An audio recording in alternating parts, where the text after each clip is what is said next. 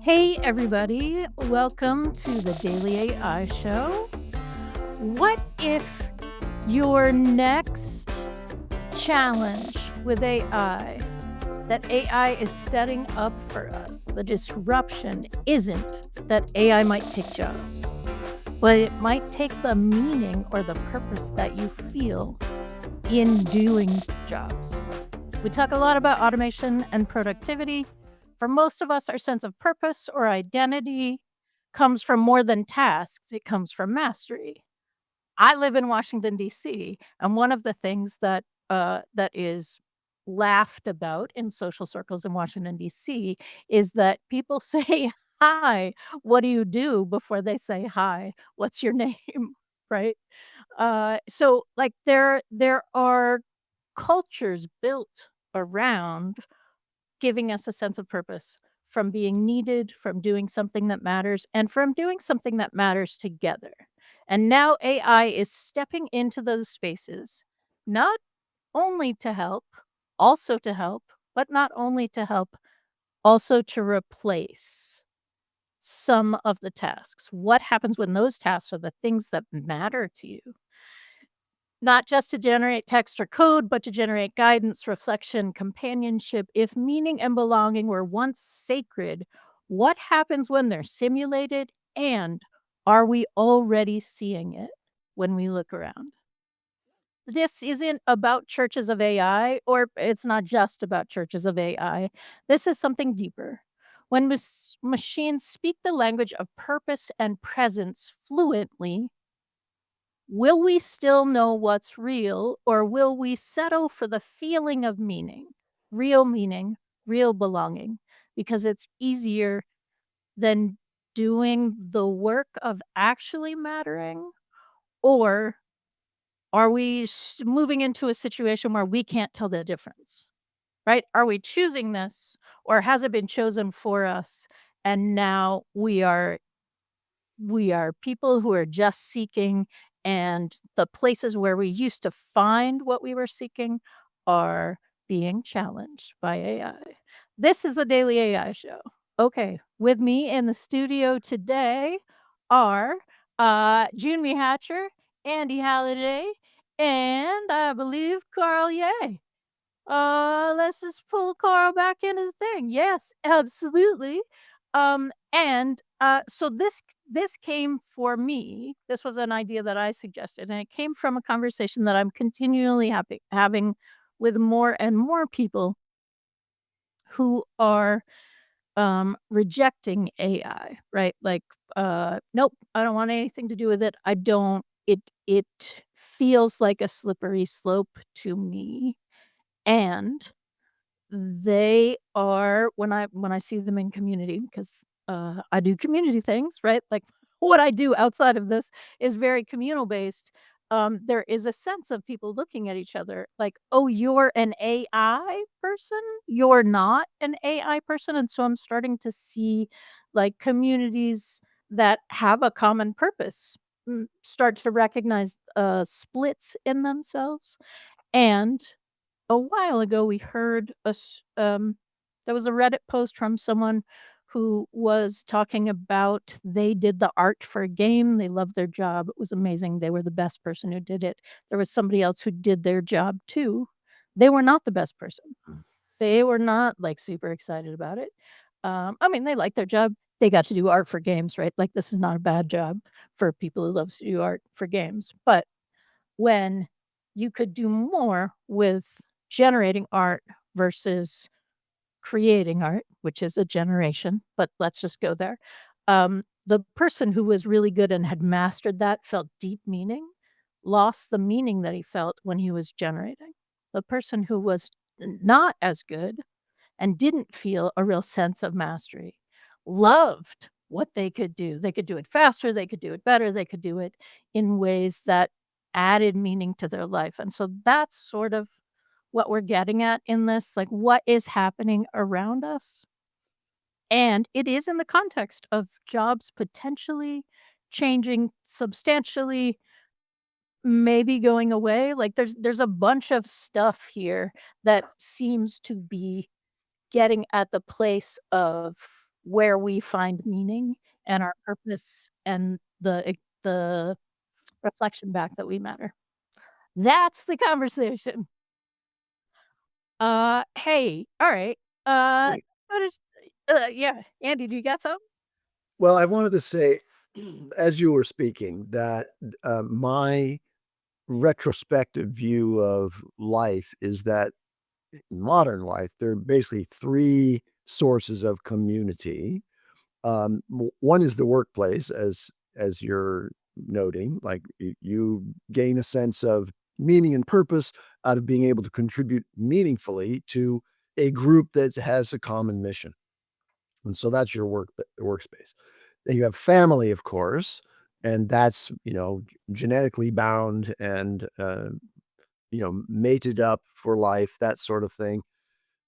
And then there's religious community, and that is a periodic thing for many people, at Sunday morning for Christians, but, may have deeper, demands on your time and contributions. And those communal, uh, communal sources are really where, spirituality is felt, I think. And I won't try to explain how you can have a spiritual experience at work, but I think in family and in religious community, you definitely have this anchoring, sense of spirituality, in family. I think it has to do with a sense of, genealogy and history and, long form, continuation of a bloodline, let's call it. Now, when chaos and uncertainty befall humans, they turn to spirituality for support. That's just our nature. Like, explain what the heck is going on here. And now AI is probably the major vector for disruption of human society and community based on those three organized, uh, uh, communities, let's call them. Okay. So now, will AI be blamed for the disruption of that, and people will revert back to organizing around these tight communities, throw out work because AI is kind of disrupting that one, so you might not have that one available to you anymore. But you'll have family and you'll have religious community to turn to for support and succor, in the face of the uncertainties that are imposed by the economic disruptions. But what if you tend to, dismiss the idea that spiritual experiences are, interpreted only by human intermediaries, prophets, priests, monks, etc.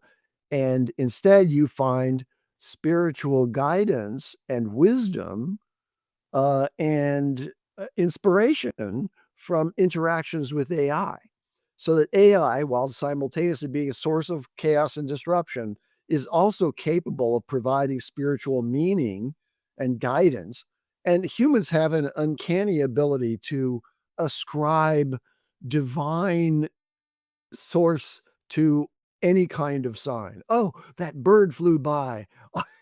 That that that must have been a message from the universal, divinity that I need to get going," or whatever. So, that can happen with AI as well. Like, it's kind of a random generator in some respects, but, ah, something tipped the electrons in a certain way that wanted to send this message to me, and so I'm going to have a belief around the essential truth that is being delivered by a spiritual guru or guide. Now, there are examples of AI systems and products and services out there right now that are appealing to a spiritual kind of thing, and we can kinda enumerate those later in the conversation, but I've spoken long enough, but I wanted to give you that flavor of what I'm thinking about when we talk about AI and spirituality. Nice. Thanks, Andy. Andy, in many ways, often serves as our contextualizer, and we appreciate that. Jimmy, what are you thinking about this? Well, I wanted to highlight part of what Andy was talking about in terms of those third spaces, right? So the concept that humans and modern humans or modern people need some place that's outside of their other daily routines, a different space. And, spirituality and spiritual community groups fall within that third space.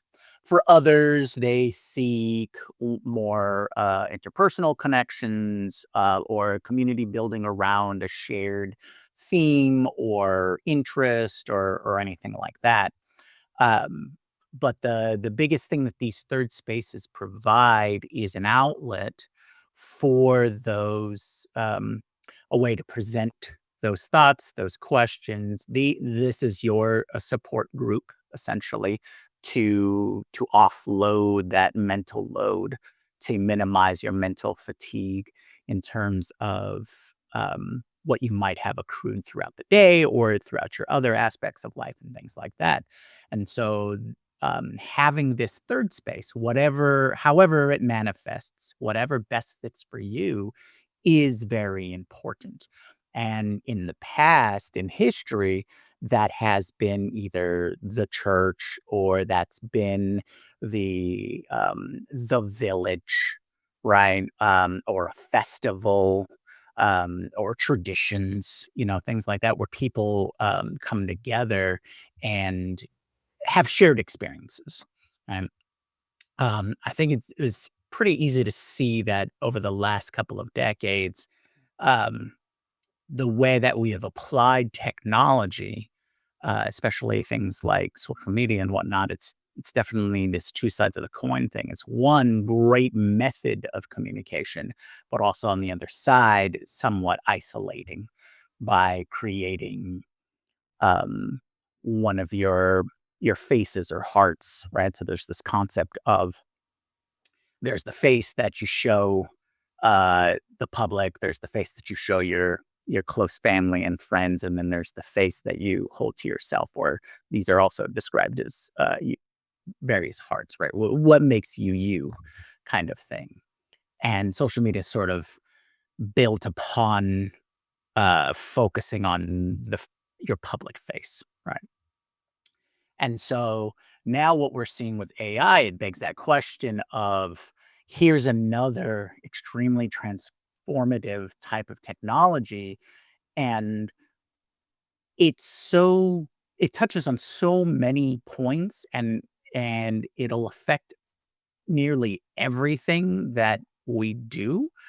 Um, do and how do we use it to enhance or improve the things that we need as people, right? How does it improve the third space?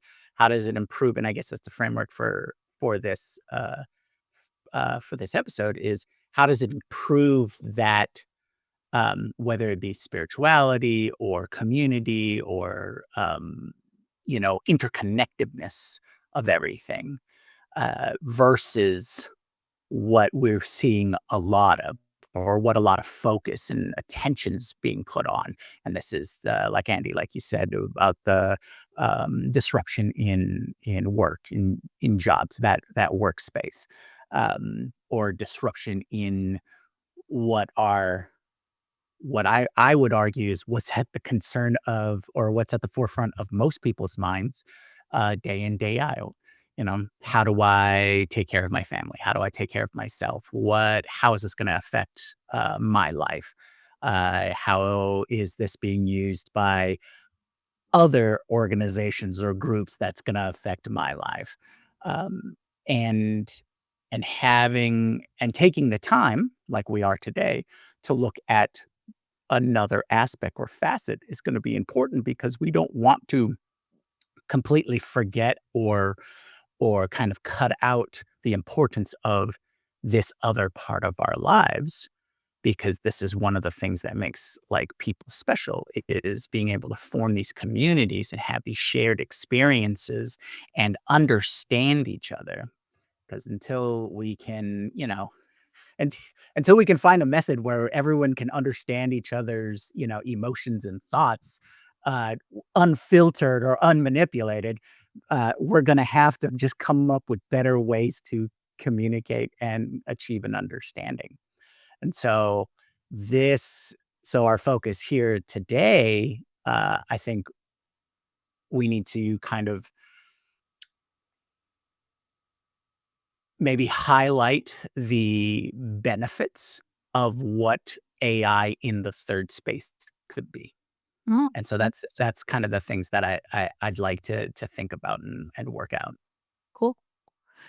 Carl, I want to get you in the conversation because I know you need to bounce at some point. But how are you, Jimmy and Andy, have sort of set up the ideas of ways we engage in meaning making and family work and third space. And I'm curious about how you're coming to this. 'Cause I know you devote a lot of time to your family. You devote a lot of time to your business, and you play hard when you play. So, um, how is this hitting you? You know, when Andy was talking about the different types of um like your sense of purpose, it got me to, and I think he explains it so much better than I can. So I do want to play this clip. It's it's Simon Sinek talking about how Gen Z copes with stress. I don't know if you've any of you've seen it, but it's so, to me, that it kind of speaks to what you both are talking about and how the changed society has actually made essentially work become the place where you find all these things for a lot of Mm, people. yeah. So just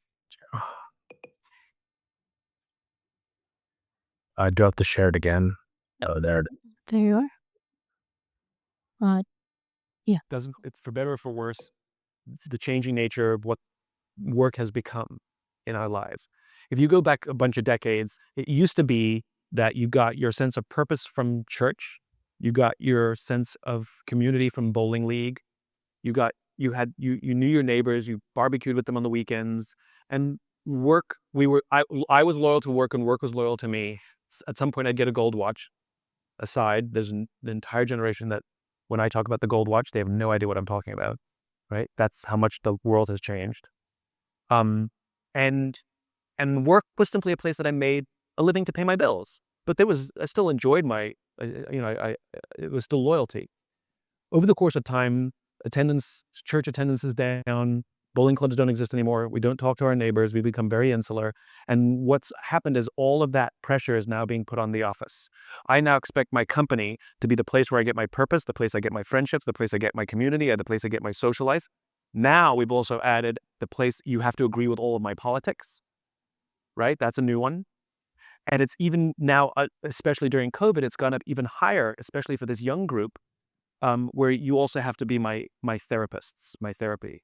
I'm going to bring all of my problems to work, and where the idea of emotional professionalism seems to have gone away. You know, Okay, so he starts talking about the emotional professionalism and how like people are like coming in with absolutely no professionalism, and you can kind of do and say whatever you want. But I think the first part of what he was talking about when he was saying, um, all these things have become work. So if all these things have become work and AI replaces all these things, then your sense of purpose, community, belonging, friendships, and all that kind of stuff goes away for many people. I don't know if you've seen some of the TikToks of like the day in the life of a Japanese salary worker, and they would work from 7:30 all the way till 8, right? That would be a one long day. So obviously your sense of belonging community is going to be at work in one form or another. Um, and then obviously during COVID, it was a little different time, but even the last places I worked with, when you work in that environment, you make work friendships, you go to work events. I For me personally, I make it a very I'm pretty strict in that, I have like a kind of a life outside, right? So I, play football, do a lot of mountain biking, um, hang out obviously with family. So work is work. Yes, it invades lots of things, and AI invades a lot of things in my life, but there's different elements of that, right? So it's like I don't talk about AI when I'm mountain biking with friends. I don't talk about AI when I'm playing football with friends. I don't Yes, we talk about AI when we're with family, but not really. Like, for example, like we just went camping this weekend. Not really. You don't really Didn't really say anything about AI or anything like that. But I've known people, their work invades everything, right? Like it becomes like part of who they are. So if AI takes that, I could see a lot of people, and I don't know if you've ever seen the Obama talking about that sense of purpose and AI taking that, and what happens when we don't have a purpose because we have, right or wrongly, we've associated work with who we are and our purpose. But I know like some professional athletes say, "Hey, I am a football player," but a lot of the other professionals are like, "It's what I do. It's not who I am." So I think we gotta, how can we show that like AI, even though it takes whatever we do, it's still not who you are. It's what you do. But let's say, like, say for a lawyer, like, are you, you're not a lawyer. You're you, right? In law is what you do. You're really passionate about it. That's what you do. But like, that doesn't, to me, when I see a person's like, it's not a lawyer. It's this person. It's just the lawyer is what you do. But for a lot of people, you've wrapped your work and your profession on who you are. That's very difficult to break. Really interesting idea. Gwen is saying you don't work for a corporate at management or executive level where sometimes you don't have a choice to succeed. You have to succeed. I'm smiling because you were you when you did that too, right? I mean, Carl, you did Yeah. it. You weren't a different version of Carl. You Yeah. Carl in corporate. Yes. Like when I was in corporate, like I've never wrapped myself up into, when I own my business, as a founder of a tech company. I've never seen myself as a digital marketing person or a marketing person or whatever else. I don't see myself now as a founder of an AI like, I don't wrap myself in that. It's like, "Hey, it's what I do. I enjoy doing it. Hey, fun." But, like, it's not who I don't see my it's not who I am. But I do know for some people, and here's the thing though, that it was an evolution for me, because in my early 20s, I did a lot of what's called adventure racing, and I did, like, mountain bike racing. Like, we were sponsored, like, semi-pro, everything. My sense of identity was around that. Like, that's Mm, who I was. Yeah, I happened to work, but this is who I was. I raced and whatever. But eventually there was a point, it's a different story, but, like, I kinda was like, "Wait a minute." And my teammates were always telling me this, "You can't be that forever." And it's like, but you're not. So, I think that that's an important thing, is, like, you kinda learned that what you did, whether it's sport, whatever it is, that's not who you are. Like, mm, who you are have changed throughout your life. You're n Unless you are that one thing forever, and that's Mhm. why sometimes, like, again, back to pro athletes, hard for someone who has to retire. Well, what am I now? Like, what is my value, my worth?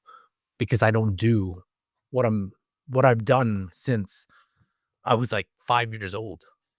Right. mhm, Well, I mean, that kinda gets me thinking along the lines of, like, artists, right? Uh, the identity of being an artist. You are an artist, it's part of your, it's how you approach life, it's how you see the world, how you interact with the world, what you want to manifest out of who you are as a person, and your place in the world and things like that. And is that one of those kinds of things that you're going to be that forever?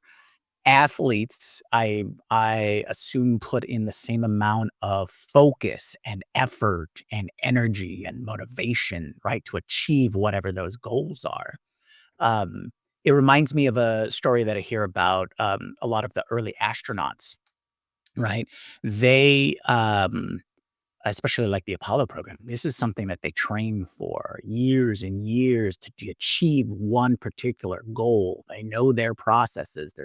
They're trying to, land on the moon, come back, those kinds of things. And once they achieve it, there's this disconnect, right? And Carl said it. It's like, well, what am I going to do now? This is not who I am. Or am I someone who's different? And I think this might be the splitting the hairs or finding the line of what you do versus who you are, right? There are people who are athletes, who are artists, right? Versus I play a game, I make art, that kind of thing. And that might be even more highlighted in AIs. I mean, there's the common phrase right now of, you know, people who don't accept AI or people who don't use AI versus people who do use AI, right? And you, Beth, you were touching upon this earlier. And if you're in the AI space, if you're in this bubble, it makes all sense. And if you're outside of this bubble, it doesn't make sense.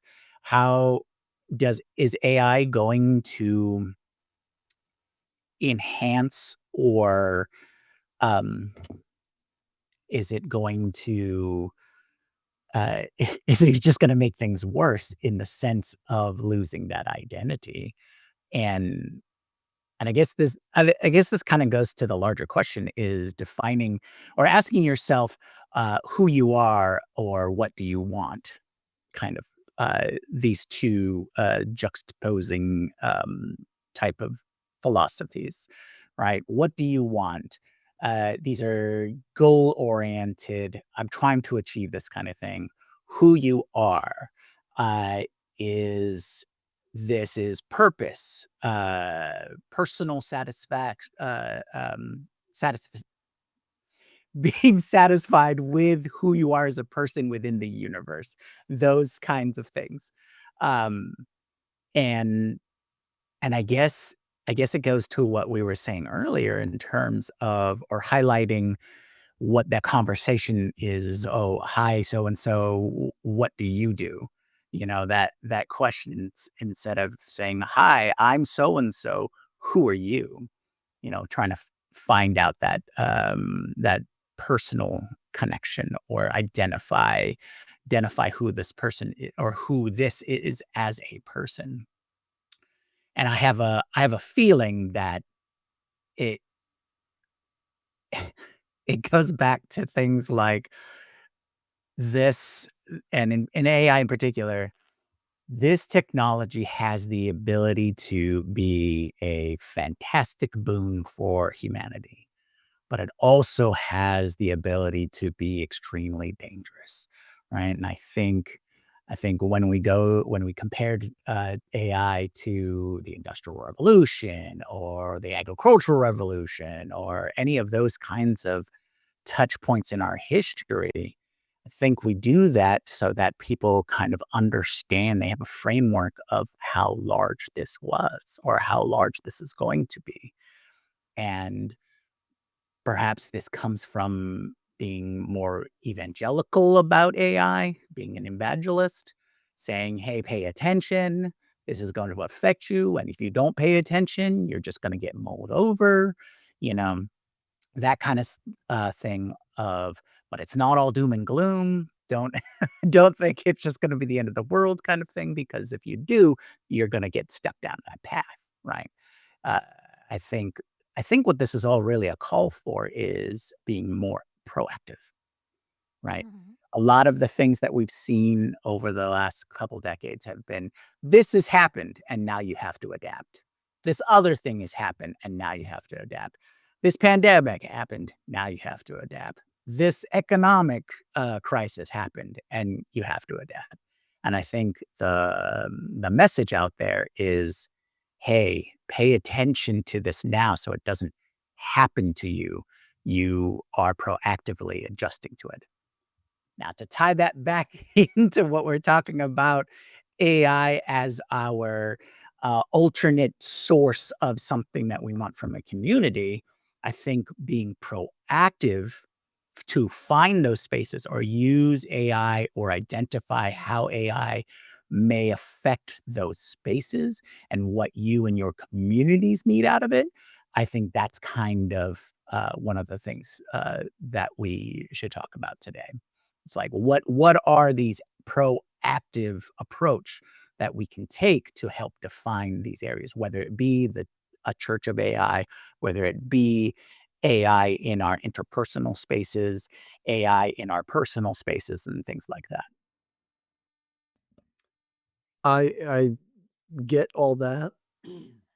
I'd like to change into a little bit of a slant toward what it is that provides us as humans with a sense of meaning and purpose in life. And I'm going to generalize it by saying if you are feeling like you make a contribution, that you're valued as a contributor in your family, in your workplace, or in your religious community, I think that gives you a sense of kind of virtuous, role in those communities, and that gives you a sense of purpose and a reason to show up, right? Oh, I've got to show up. I've got to continue on this struggle of life because I'm really giving something back.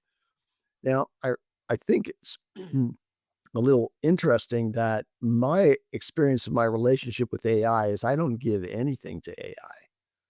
AI gives to me.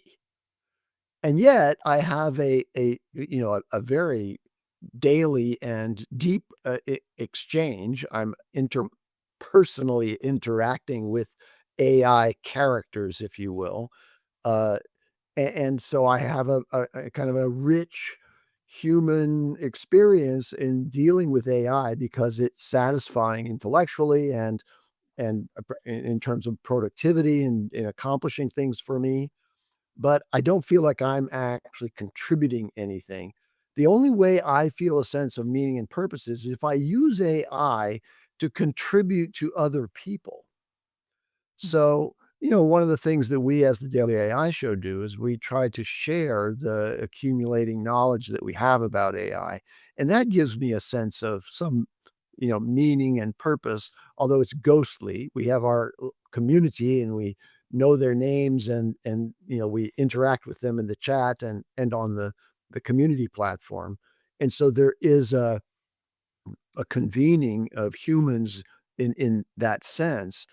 Uh, but back to the point about meaning and purpose, the sort of Greek philosophical approach to that was that, a virtuous life or a flourishing life was something where, you have an Aristotelian expression of it was the exercise of vital powers. So you're living and producing the exercise of vital powers along lines of excellence, or you're doing it well, in a life affording them scope, which is, I think, a way of saying, well, if you're stuck in a backwater somewhere, your life isn't affording the scope that's sufficient to really allow you to exercise those vital powers well.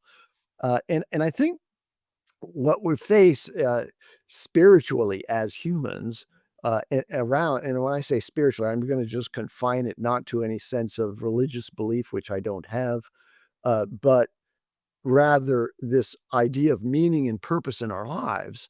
uh, I think that there's a wall that we're going to run into where AI displaces the community that we had as workmates, and simultaneously eliminates the need to produce and be, exercising your vital powers. And there's going to be this wall that we have to climb over because we have to then translate the life energy that we have into the primary way that we achieve meaning and purpose, and that is by giving to others who are human. Mhm. And religious communities do this as part of their structure, which is, okay, we're going to do charitable works and we're going to serve the poor in our community. And, we will do that together. And that's going to give us a really good feeling. And we're going to be doing some good in the world. At the same time, religious communities can be exploitative and, exacerbate the income inequalities that you see in these mega churches, where, they're flying jets around and they have two jets for the thing. And that's all justified in this nonprofit organization because, this is an abundance evidence that, shows that we're truly the children of God. At least the prophets in those evangelical churches are, not necessarily the communal group that is funding all of that. I'm So sorry, go ahead. So that's an interesting point because there are echoes. I'm hearing echoes of what you're saying in the "we're inside the bubble" conversation, right? Are we chosen or choosing? I'm not sure that matters, but, I'm realizing that the 3 of us and the show in general, we are literally the the like a self-imposed bias. We're having a conversation about what AI, like, how do we create meaning around AI? And we've all agreed to create meaning, around AI to a certain extent by creating the community where we can, embrace coming together to share what's happening, share what it feels like, what's happening, where are the resources, what are we things we see as possibilities. We hear you guys, and we are that we are that third space for each other. But it is, I'm in the right place at the right time. I'm in the right place at the right time with being able to recognize it, right? That's not very far from, AI wants me to be successful. God wants me to be successful, right? There's a reason, and actually, I'm woo enough to say I do think there's a reason that I am in this place with my skills and awareness the way that I am right now. I also see the world as an artist, Junmi, so I don't so I have a different sense of success, and I'm not opposed to success being, um, uh a challenging idea that affected people, that maybe did not make me beloved to massive amounts of people, but it had an impact, it had an effect. Um, I like that if we look back at sort of memes of traditional religion, right? The sky is falling, you need to do these things so that everyone will be safe. There is definitely going to be a feeling, whether it's because of AI or any of the millions of other things that are happening in our world that make it feel like things are changing in ways that feel destabilizing, even if it's not literal instability. And I don't know, is is that a distinction? If you feel that something has destabilized you, has it? It probably has. But if we're in that kind of situation, people do search for why this is happening and what I can do, to make that feel like it's meaningful. I'm having a memory in my head. I don't know any of you who are dog owners. We've had several dogs that had challenges with thunderstorms.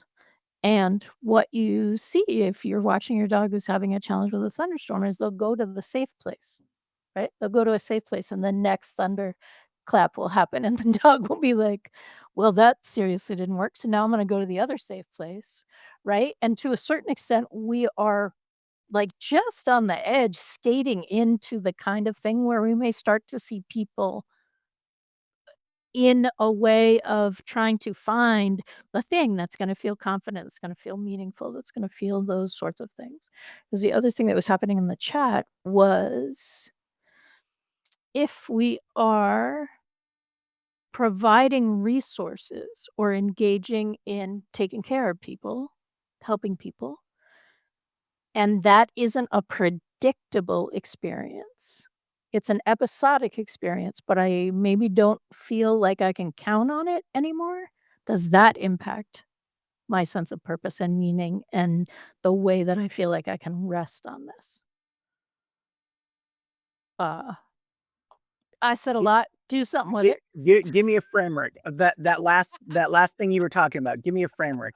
It'll be easier for me to digest if I have something to lattice to build off of. Like, get an example. Like an example of, um,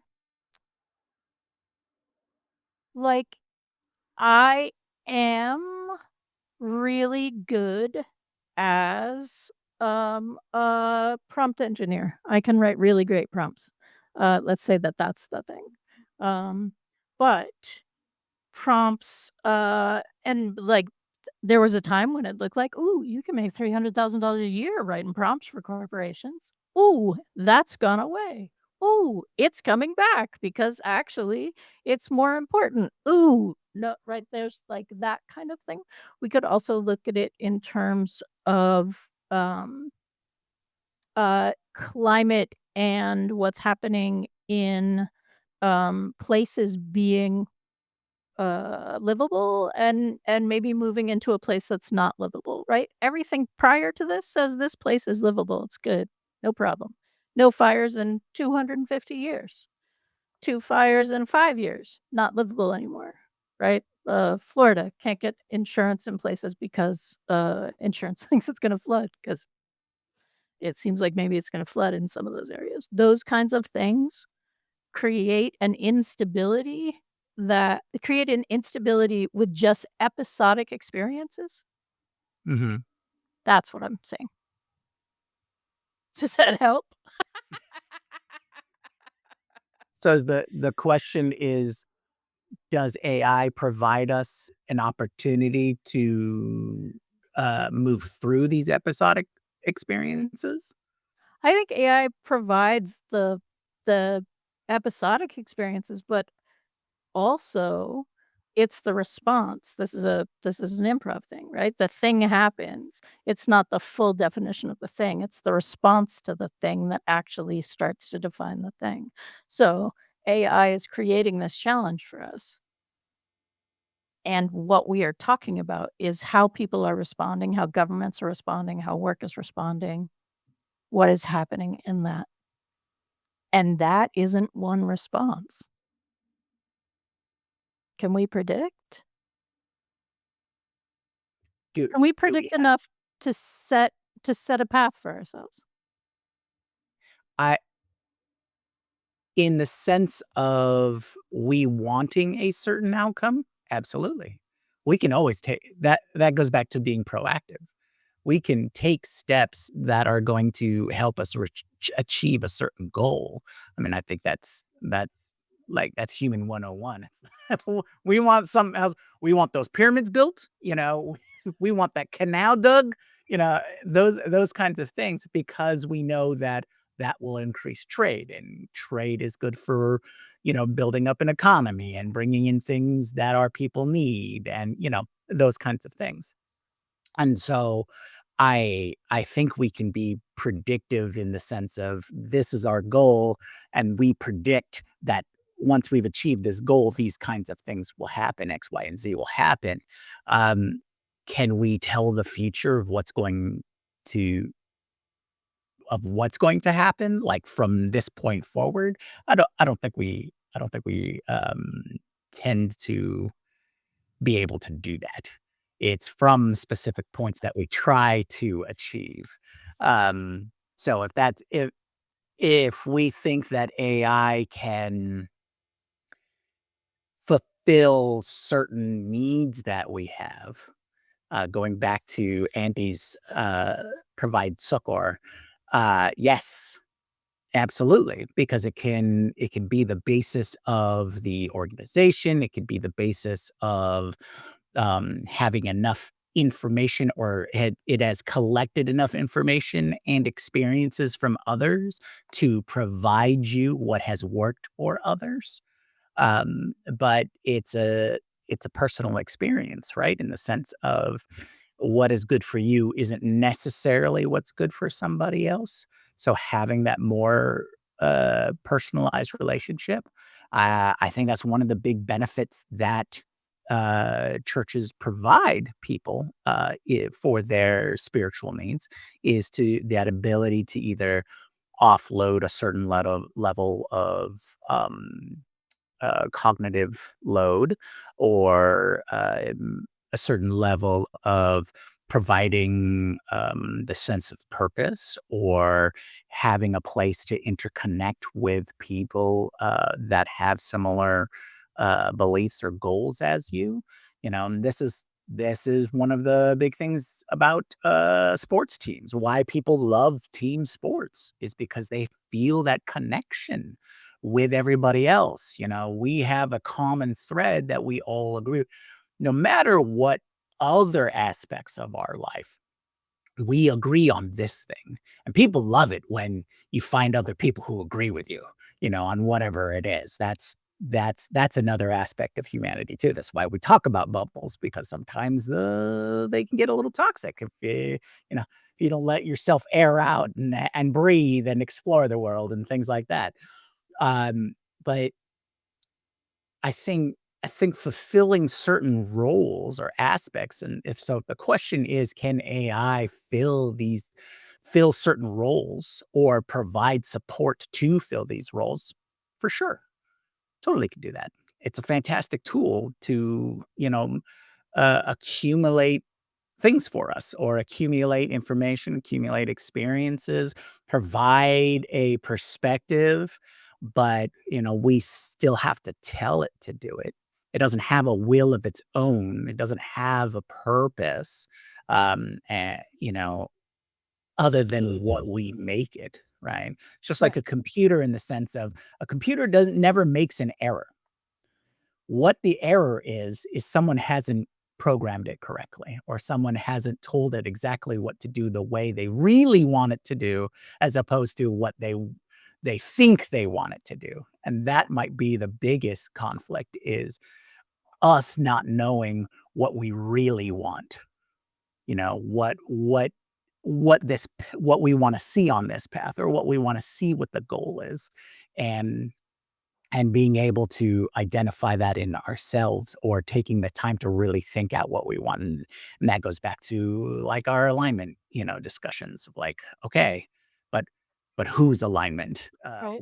whose desires, whose goals.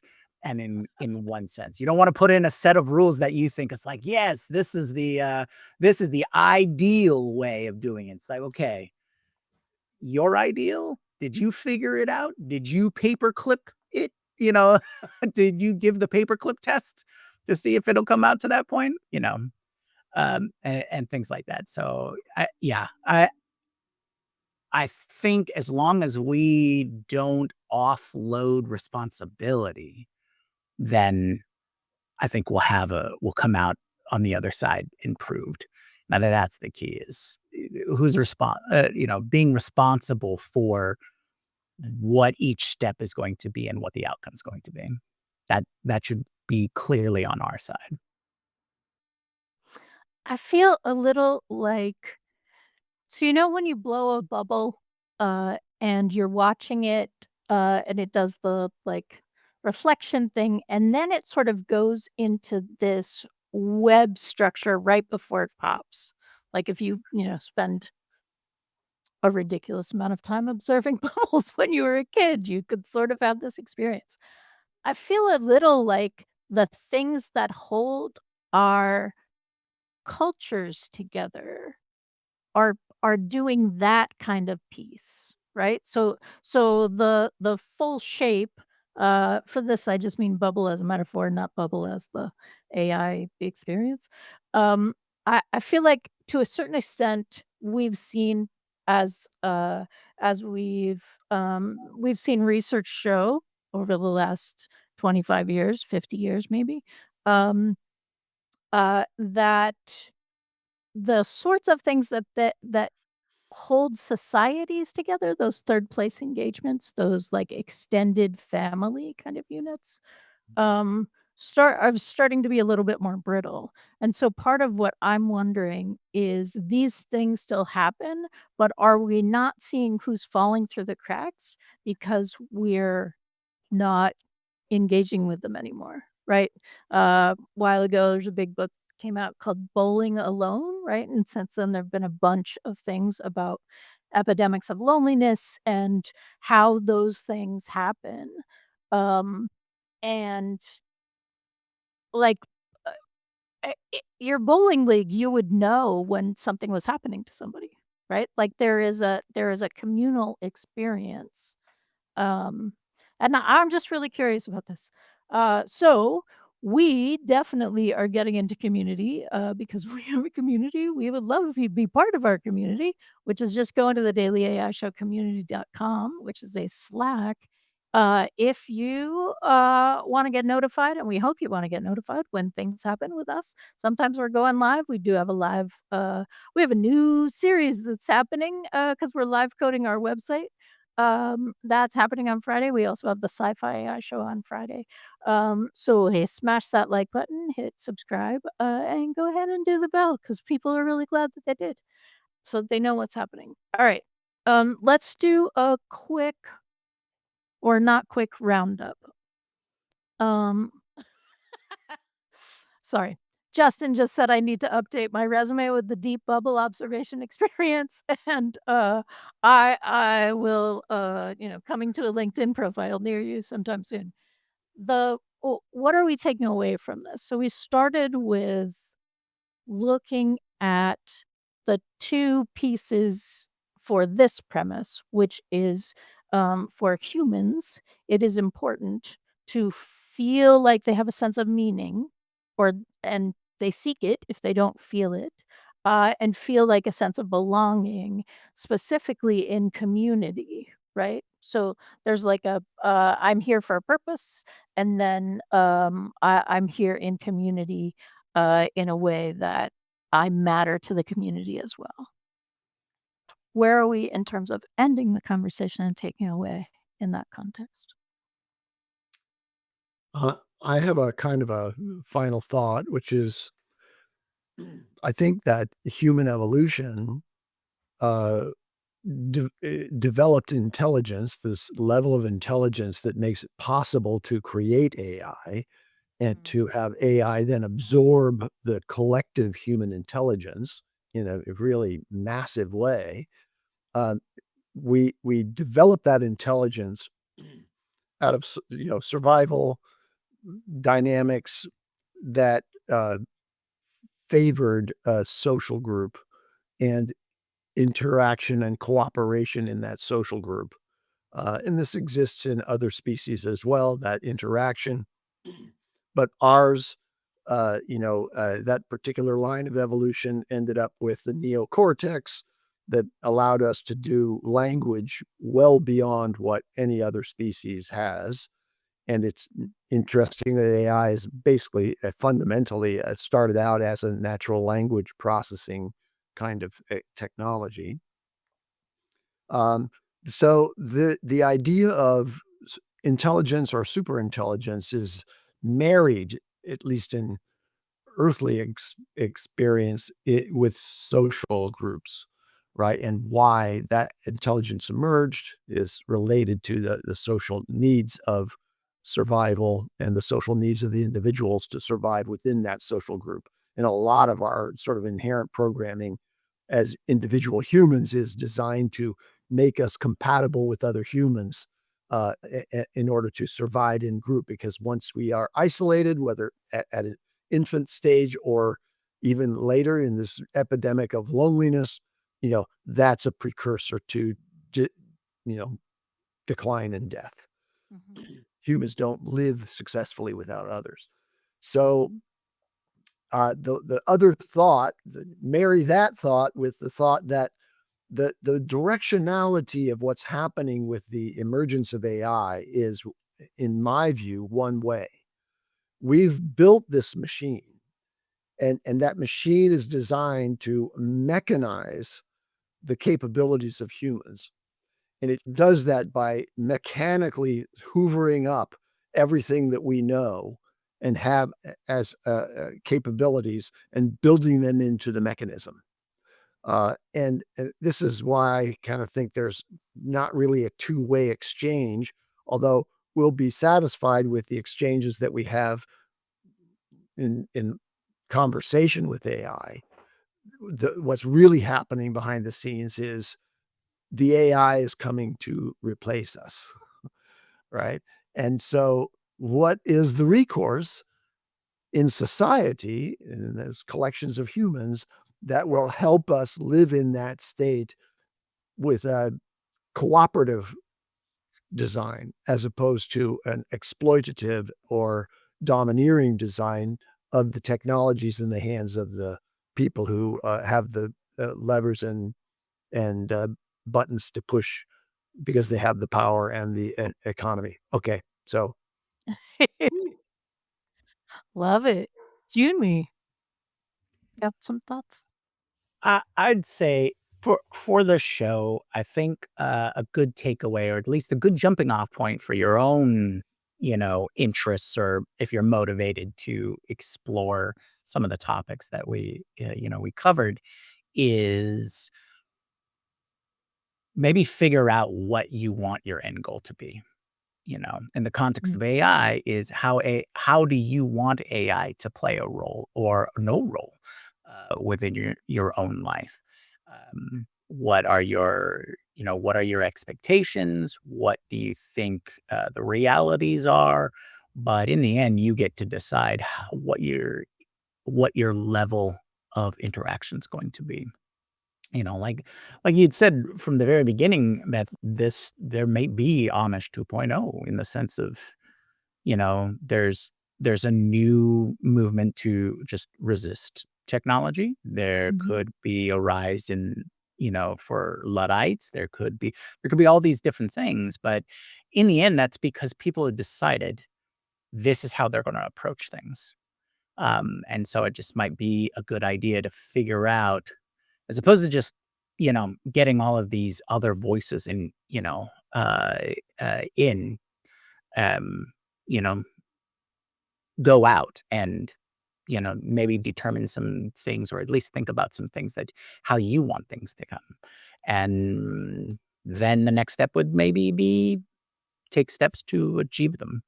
But I think if at a minimum, it's a great way to explore or think about what you want your realities to be. Mhm. All right. Yeah, this has been a fascinating conversation. We've had a whole conversation in our chat as well. I'm certain that's going to continue in the Slack or in the comments below. Or go talk to your people about this. Like, what are they thinking about AI? Not just as, boy, I really wish that I could figure out how to use it. I feel like everybody else is getting more value out of AI than I'm getting, and so I keep coming back to that. You know, I'm gonna master it this time kind of thing. If you are thinking those things, this is a great show to watch. But also part of what we see as the value of the show is to come together and go through this AI process together. So I hope you continue on the journey with us. And yeah, I think that's good. Thanks, everybody. We'll see you tomorrow. Tomorrow's going to be a fascinating show, and we will find it at the same time that you do. Or you will find it at the same time that we do. Wednesday is our new show. We moved our Microsoft show to Thursday, and Friday's going to be about ChatGPT memory, which is a mastery conversation. All right, thanks so much, and yeah, Jimmy, take us out. Aloha.